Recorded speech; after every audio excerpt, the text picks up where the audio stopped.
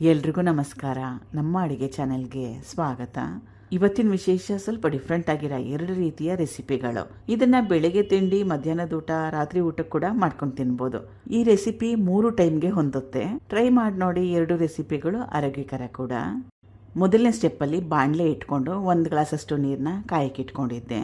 ಯಾವ ಗ್ಲಾಸ್ ಆದರೂ ಪರವಾಗಿಲ್ಲ, 1 ಗ್ಲಾಸ್ ಅಥವಾ 1 ಕಪ್ ಅಷ್ಟು ನೀರು ಚೆನ್ನಾಗಿ ಕುದಿಯಕ್ಕೆ ಬಂದಿದೆ. ಸ್ವಲ್ಪ ಉಪ್ಪು, ಇದು ಚಿರೋಟಿ ರವೆ 1 ಗ್ಲಾಸ್ ಅಷ್ಟು. ಉಪ್ಪಿಟ್ಟು ರವೆ ಆದ್ರೂ ಪರವಾಗಿಲ್ಲ, ಆದರೆ ಚಿರೋಟಿ ರವೆ ಅಥವಾ ಸಣ್ಣ ರವೆ ಉಪಯೋಗ ಮಾಡಿದ್ರೆ ಬೇಗ ಹೊಂದ್ಕೊಳ್ಳುತ್ತೆ, ರೊಟ್ಟಿ ಚೆನ್ನಾಗಿ ಕೂಡ ಬರುತ್ತೆ. ಚಿರೋಟಿ ರವೆನ ಹಾಕೊಂಡ್ಮೇಲೆ ಚೆನ್ನಾಗಿ ಕಲಿಸ್ಕೋಬೇಕು. ಹೇಳದೆ ಮರ್ತಿದ್ದೆ, ಇವತ್ತಿನ ಸ್ಪೆಷಲ್ಲು ಮೆದುವಾದ ಮೃದುವಾದ ರವೆ ರೊಟ್ಟಿ, ಅದರ ಜೊತೆಗೆ ರುಚಿಕರವಾಗಿರೋ ಅಂಥ ಹೆಸರುಬೇಳೆ ಸೋರೆಕಾಯಿ ಪಲ್ಯ. ರವೆನ ಹಾಕೊಂಡ್ಮೇಲೆ ಚೆನ್ನಾಗಿ ಕಲಿಸ್ಕೊಂಡು ಗ್ಯಾಸ್ ಸ್ಟವ್ನ ಲೋ ಫ್ಲೇಮ್ನಲ್ಲಿ ಇಟ್ಕೊಂಡ್ಬಿಡ್ಬೇಕು. ರವೆ ಹಾಕೊಂಡ್ಮೇಲೆ ರವೆ ಹಾಕ್ಕೊಳ್ಳೋಕೆ ಮುಂಚೆ ನೀರನ್ನ ಕುದಿಸ್ಕೊಳ್ಳೋಕ್ಕೆ ಹೈ ಫ್ಲೇಮ್ ಇಟ್ಕೊಳ್ಳಿ. ರವೆ ಹಾಕ್ಕೊಂಡ್ಮೇಲೆ ಲೋ ಫ್ಲೇಮ್ 2 ನಿಮಿಷ ಬೇಯಿಸ್ಕೊಂಡ್ರೆ ಸಾಕಾಗುತ್ತೆ. ರವೆ ಹಾಕ್ಕೊಂಡ್ಮೇಲೆ ಗ್ಯಾಸ್ ಸ್ಟವ್ನ ಆಫ್ ಮಾಡ್ಕೋಬೇಕು.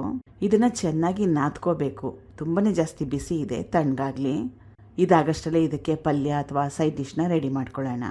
ಬಾಣಲೆ ಇಟ್ಕೊಂಡಿದ್ದೀನಿ. 1 ರಿಂದ 2 ಚಮಚದಷ್ಟು ಎಣ್ಣೆ, ಸಾಸಿವೆ ಸಣ್ಣ ಚಮಚದಲ್ಲಿ 1 ಚಮಚದಷ್ಟು, ಉದ್ದಿನಬೇಳೆ ಇದ್ರ ಕ್ವಾಂಟಿಟಿ ಸ್ವಲ್ಪ ಜಾಸ್ತಿ, 1 ಟೇಬಲ್ ಸ್ಪೂನ್ ಅಷ್ಟು. ಉದ್ದಿನಬೇಳೆ ಕೆಂಪಾಗಲಿ.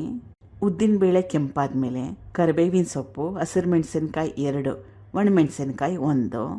ಈ ಪದಾರ್ಥಗಳನ್ನ ಹಾಕೊಂಡ್ಮೇಲೆ 20 ಸೆಕೆಂಡ್ ಅಷ್ಟು ಬಿಸಿ ಮಾಡಿಕೊಂಡ್ರೆ ಸಾಕಾಗುತ್ತೆ.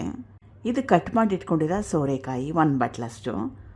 ಸೋರೆಕಾಯಿ ತುಂಬಾ ಜಾಸ್ತಿ ಎಳೆದಿತ್ತು, ಅದಕ್ಕೋಸ್ಕರವಾಗಿ ಸಿಪ್ಪೆನ ತೆಗೆದಿಲ್ಲ, ಚೆನ್ನಾಗಿ ತೊಳೆದು ಉಪಯೋಗ ಮಾಡ್ತಾಯಿದ್ದೀನಿ. ಆಮೇಲೆ ಬೀಜ ತಿರುಳನ್ನು ಕೂಡ ತೆಗೆದಿಲ್ಲ. ಸೋರೆಕಾಯಿ ಹಾಕೊಂಡ್ಮೇಲೆ ಒಂದ್ಸಲ ಚೆನ್ನಾಗಿ ಕಲಿಸ್ಕೋಬೇಕು.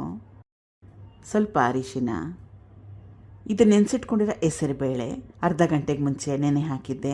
ಸುಮಾರು 50 ಗ್ರಾಮ್ಸ್ ಅಷ್ಟಿತ್ತು. ಹೆಸರುಬೇಳೆ ಕ್ವಾಂಟಿಟಿ ಜಾಸ್ತಿ ಆಗುತ್ತೆ, ಬೆಂದ ಮೇಲೆ ಮತ್ತಷ್ಟು ಕ್ವಾಂಟಿಟಿ ಜಾಸ್ತಿ ಆಗುತ್ತೆ. 50 ಗ್ರಾಮ್ಸ್ ಅಷ್ಟು ಉಪಯೋಗ ಮಾಡಿದ್ರೆ ಸಾಕಾಗುತ್ತೆ. ಆಮೇಲೆ ಅರ್ಧ ಗಂಟೆ ಮುಂಚೆ ನೆನೆ ಹಾಕೊಂಡ್ರೆ ಸಾಕು, ಹೆಸರುಬೇಳೆ ಬೇಗ ನೆಂದೋಗುತ್ತೆ. ರುಚಿಗೆ ತಕ್ಕಷ್ಟು ಉಪ್ಪು ಹಾಕೊಂಡ್ಮೇಲೆ ಚೆನ್ನಾಗಿ ಕಲಿಸ್ಕೊಂಡು ಸುಮಾರು 10 ನಿಮಿಷ ಬೇಯಿಸ್ಕೋಬೇಕು. ಮೀಡಿಯಂ ಫ್ಲೇಮ್ನಲ್ಲಿ, ಬೇಗ ಆಗಬೇಕನ್ನಂಗಿದ್ರೆ. ಕಂಟಿನ್ಯೂಸ್ ಆಗಿ ಕಲಿಸ್ಬೇಕು ಆ ಥರ ಏನಿಲ್ಲ. 1 ರಿಂದ 2 ನಿಮಿಷಕ್ಕೆ ಒಂದ್ಸಲ ಕಲಿಸಿದ್ರೆ ಸಾಕಾಗುತ್ತೆ. ಇದು ರವೆನ ಉಕ್ಕರಿಸಿಟ್ಕೊಂಡಿದ್ನಲ್ಲ, ಅದು ಸ್ವಲ್ಪ ಕೈ ಹಾಕಿ ನಾದೋ ಮಟ್ಟಕ್ಕಷ್ಟು ತಣ್ಣಗಾಗಿದೆ, ಉಗುರು ಬೆಚ್ಚಗಿದೆ. ಚೆನ್ನಾಗಿ 2 ರಿಂದ 3 ನಿಮಿಷ ಚೆನ್ನಾಗಿ ನಾದ್ಕೋಬೇಕು. ನಾದ್ಕೊಳ್ಳೋದು ತುಂಬಾ ಮುಖ್ಯ ಈ ರೆಸಿಪಿಯಲ್ಲಿ. ಎಷ್ಟು ಚೆನ್ನಾಗಿ ನಾದ್ತೀರಾ ಅಷ್ಟು ಚೆನ್ನಾಗಿ ರವೆ ಮೃದುವಾಗಿ ಚೆನ್ನಾಗಿ ಬರುತ್ತೆ. ತೋರಿಸ್ತಾ ಇರೋದು ಪರ್ಫೆಕ್ಟ್ ಆಗಿರೋ ಕನ್ಸಿಸ್ಟೆನ್ಸಿ. 1 ಗ್ಲಾಸ್ ನೀರಿಗೆ 1 ಗ್ಲಾಸ್ ಅಷ್ಟು ರವೆನ ಉಪಯೋಗ ಮಾಡಿ. ನಾನು ಉಪಯೋಗ ಮಾಡಿರೋದು ಚಿರೋಟಿ ರವೆ, ಸಣ್ಣ ರವೆ. ಈಗ ರವೆ ರೊಟ್ಟಿನ ಮಾಡ್ಕೊಳ್ತಾ ಇದ್ದೀನಿ.